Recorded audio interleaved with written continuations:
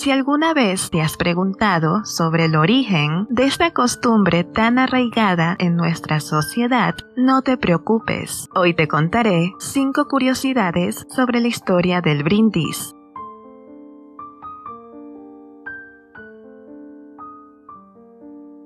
La palabra brindis viene de la expresión alemana Ich bring dir's, que significa yo te lo ofrezco.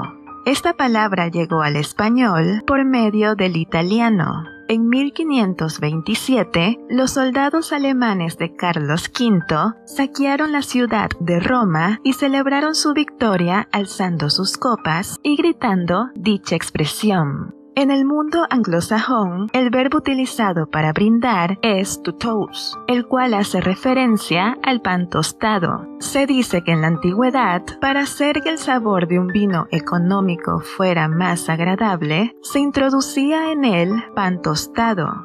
Con esta práctica, la tostada supuestamente absorbía los sedimentos amargos o ácidos del vino, a la vez que las especias del pan le aportaban su propio sabor característico.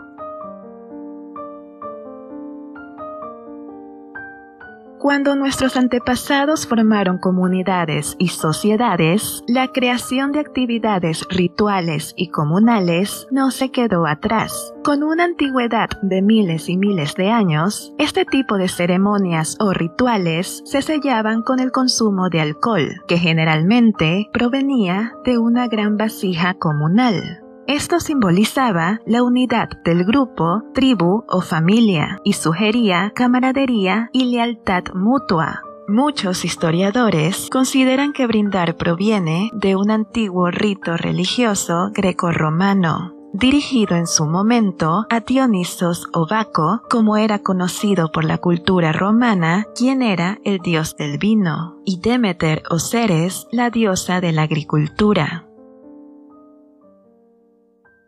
Dicho ritual consistía en que el pueblo elevara hacia el cielo las bebidas en sus copas y agradecieran a los dioses todo lo que les habían otorgado. Era una manera de compartir la dicha que sentían entre todos. Según quienes defienden esta hipótesis, hoy en día el ritual de brindar ha perdido su sentido original al adquirir otros valores, pero en esencia conserva su simbolismo, el cual es agradecer y compartir con otros un acontecimiento destacable.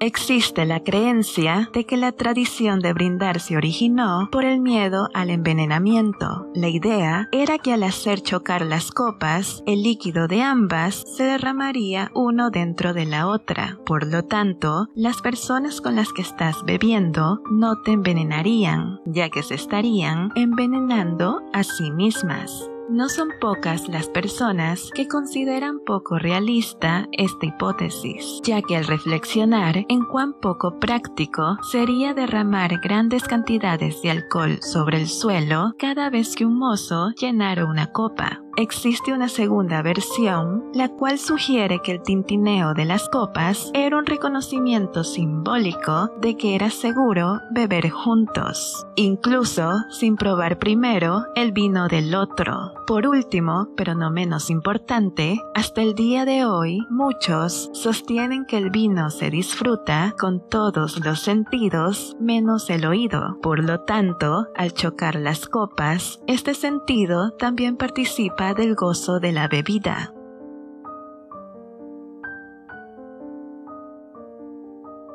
A medida que surgieron formas híbridas de brindar, como beber de los zapatos de las mujeres e incluso mezclar la propia sangre con vino, nació un movimiento contra esta tradición. La gente se estaba volviendo tan ebria e imprudente que muchos lugares prohibieron los brindis por completo. La primera sociedad de templanza, la Orden de la Templanza, establecida en Alemania en 1517, se dedicó a abolir los brindis. Otros, en lugar de eliminar los brindis por completo, optaron por renovar su imagen empañada. Se publicaron muchos libros sobre el arte de brindar, con el fin de inculcarle al lector la etiqueta adecuada para llevar a cabo esta tradición.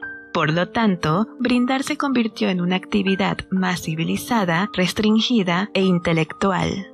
Eventualmente, en la sociedad educada, uno ya no tenía que engullir una copa de vino entera para cada brindis. Incluso, un sorbo se consideraba suficiente y a menudo bastaba el sostener una copa de vino durante el mismo.